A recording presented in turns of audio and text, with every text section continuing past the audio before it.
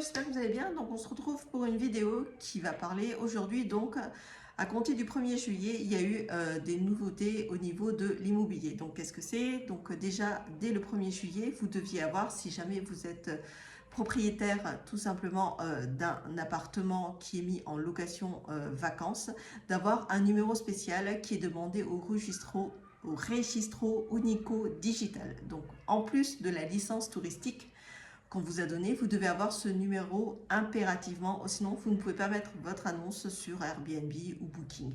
Si jamais ce n'est pas fait et que ce n'est pas contrôlé, enfin que ça passe sous les radars, on va dire, et que le gouvernement s'en aperçoit, vous allez avoir une amende quand même de 600 000 euros. Donc voilà, les différentes plateformes, elles aussi, ont l'obligation de venir vérifier que vous avez bien ces deux numéros. Si jamais vous n'avez pas le deuxième numéro, elles sont dans l'obligation de supprimer votre annonce.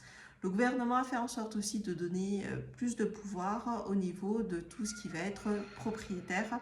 Donc quand vous êtes dans un immeuble, donc au niveau de l'Assemblée Générale de la CoPro, si jamais la majorité des 3/5 décide qu'il n'y a pas de Airbnb, il n'y aura pas de Airbnb. Donc faites attention si vous achetez, que vous avez envie d'investir dans du locatif vacancier et qu'un agent immobilier vous dit c'est bon, il n'y a pas de souci, demandez vraiment un autre avis parce que je ne pense pas que ce soit un bon conseil de la part de cette agence. Donc voilà, là ils ont vraiment restreint beaucoup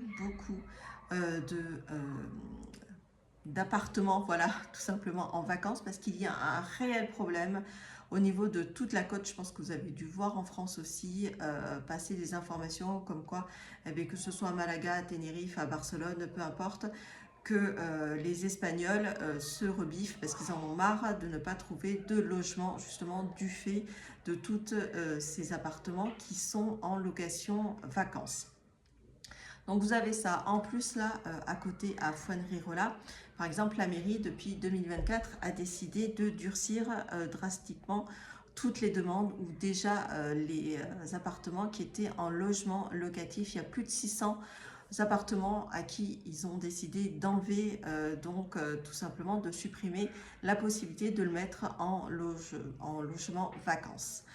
Ils ont aussi décidé de rajouter une taxe poubelle comme la taxe qu'ont les hôtels, donc ça en plus. Et aussi, ils ont décidé d'enlever les 30% du BI qui sont la taxe foncière ici en Espagne.